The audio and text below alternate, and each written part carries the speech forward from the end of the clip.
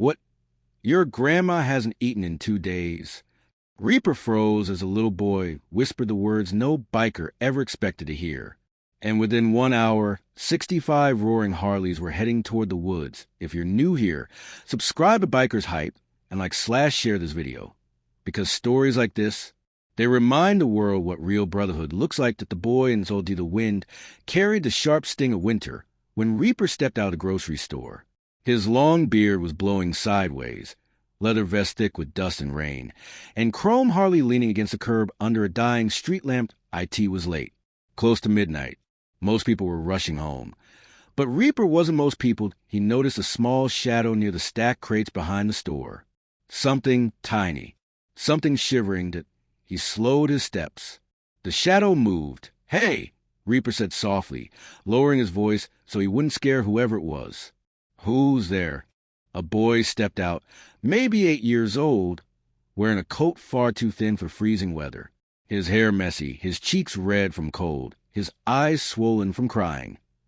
Reaper felt something sharp twist inside his chest. The boy clutched a small loaf of bread in both hands, as if it were treasure. Reaper nodded gently. "You okay, little man?" The boy swallowed hard, looked around, then came closer. His voice was tiny, almost trembled away by the wind. "Sir, I'm sorry. I didn't steal it. I asked the cashier, but she didn't hear. I think she didn't hear me. I just want to take it home." Reaper crouched down to his level. "Who's it for?" he asked. The boy lowered his head. His lips quivered, and then he whispered the words that froze Reaper's blood. My grandma, sir. She's hungry." Reaper's jaw clenched. He had seen hunger. He had lived through it. But something was off in the boy's voice, something heavier than just hunger. "Okay," Reaper whispered back. "I'll buy the bread for you. Don't worry." But the boy didn't move. His small fingers gripped the loaf even tighter. Then he leaned closer. "My grandma isn't the only one," Reaper frowned. "What do you mean?" Tears filled the boy's eyes. He whispered again, "I'm hungry, too." And then after a shaky breath, "My grandma's hungry and we don't have firewood. The house is cold, really cold." Reaper felt his heart punch against his ribs. He'd heard enough. "What's your name, kid?" "Leo," he sniffled. Reaper stood, placed a hand on the boy's tiny shoulder. "Well, Leo, tonight you ain't walking home alone." He started dialing numbers on his phone, his voice turning hard, commanding, "Ghost, Tank, Joker, wake up, we're rolling. Emergency, child involved." Within seconds, more calls went out, shots fired into the night like signals of war. This wasn't just Reaper anymore. This was about to become the entire Hell's Angels Brotherhood. The ride to Reaper guided Leo to his Harley. "You ever ridden a bike before?" he asked. Leo shook his head quickly. "That's fine. You sit with me. Hold tight." The engine roared alive, deep, powerful, the type of sound that made the earth listen. Leo wrapped his small arms around Reaper's vest as they rode out the parking lot. The cold wind slapped against their faces, but Leo didn't complain. He simply pressed closer, trusting the giant biker completely. 10 minutes into the ride, Reaper heard the sound he was waiting for, multiple engines approaching fast. He checked his side mirror. 12610 headlights lined the road behind him as his brothers joined in formation. That ghost blue-tinted mask caught the streetlight. Tank's massive frame nearly doubled the width of his bike. Raven, Ink, Viper, Bones, every name meant something. Every man carried history in his scars, and behind them more and more sets of headlights appeared. "What's going on?" Leo asked nervously. Reaper grinned. "Kid, you brought an army." Leo's house in the W. Just after almost 30 minutes, they turned off the main road and followed Leo's directions into thick woods. The house was barely standing. A small wooden cabin with no light, no smoke, no warmth. Reaper's heart dropped when he saw the windows. Frost inside. Inside, Leo jumped off the bike and ran toward the door. "Grandma! Grandma! I'm home!" Reaper followed and gently pushed the door open. What he saw inside made every biker behind him freeze. At a tiny fireplace, empty, a small bed, and on it an elderly woman, wrapped in thin blankets, lips pale, hands trembling. She tried to sit up but couldn't. "Leo, who are these people?" Reaper knelt beside her. "Ma'am, we're here to help." The woman's eyes filled with tears instantly. We have nothing," she whispered. "No food, no heat, no money. I told Leo to stay inside, but he went out looking for food. I didn't know."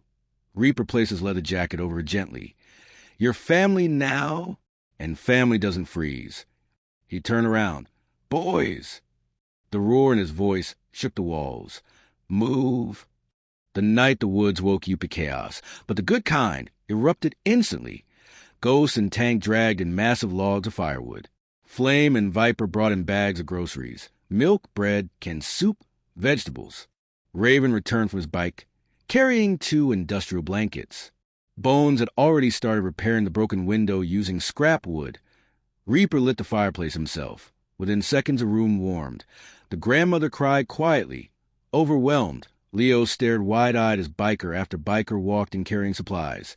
Why are they helping us?" he whispered. Reaper ruffled his hair gently. "Because you asked for help, not for you, but for your grandmother. That takes heart. That makes you one of us." Leo blinked fast to stop tears. "Really?" Reaper nodded. "Really." The arrival of all 65 Hell Angels be now the woods outside were glowing from dozens of headlights. Engines rumbled. Boots crunched snow. Presents filled the air point one after another. More and more Hell's Angels arrived. Brothers from nearby towns who heard the emergency call. Some carried heaters. Some brought clothes. Some gathered lumber. Some brought gifts. Some simply came to stand guard. The grandmother whispered through tears. I've never seen so many people." Reaper smiled warmly. "Well, ma'am, you're worth showing up for." The room filled with warmth, literal and emotional. Leo hugged every biker that entered. One by one, Tank nearly cried when Leo wrapped his small arms around his massive waist. "Kid, you're killing me here." Tank sniffed. Outside, bikers chopped wood, carried crates, shoveled snow, stacked supplies, and repaired everything broken. They even rebuilt the old mailbox. Just because they could. The Jitu and Reaper stepped back outside for air. Leo followed. The sky was dark, stars hidden behind clouds. "Mr. Reaper?" Leo asked softly. "Yeah?" Can I tell you something?" Reaper turned fully toward him. Leo looked up, eyes shining with tears but full of courage. "When you found me, I was scared. Really scared. I thought nobody cared about us anymore." Reaper knelt again, gripping Leo's shoulders gently. "Listen to me. You're not alone. Your grandma isn't alone. We're here now, and we don't leave family behind." Leo swallowed. Then he whispered, "My grandma's hungry, too." Reaper nodded. "And she'll never be hungry again. Not while we breathe." Leo broke, just collapsed into Reaper's arms, sobbing away only a child who's been strong for too long can. Reaper hugged him tightly, letting him cry. Around them, the sound of axes chopping would echo through the night, like a promise. A family rebuilt beyond the house looked completely different as a stack of firewood taller than Leo sat beside the porch. The roof had been patched. A new heater hummed inside. Boxes of food filled the shelves. Heavy blankets covered the beds. Leo ran out laughing when he saw the new mailbox. "Reaper," he yelled. "Look, it has our name on it now." Reaper smirked. "Ghost made it. He spells like a drunk moose, but his heart's right." Ghost shouted from the background, "I heard that." Everyone laughed. But then came a moment no one expected. The grandmother, now warm and fed, stepped outside leaning on her cane. She faced the 65 bikers standing in her yard. She wiped a tear. "I don't have much. I can't repay you, but I thank you, all of you, for saving my Leo, for saving me." Reaper took off his vest, the symbol of everything he was, and placed it gently over Leo's shoulders. Gasps filled the air. "You're under our protection now," Reaper said. "Forever." Leo stood frozen. His lower lip trembled. Then he burst into tears again, and every biker in that yard smiled. Some cried.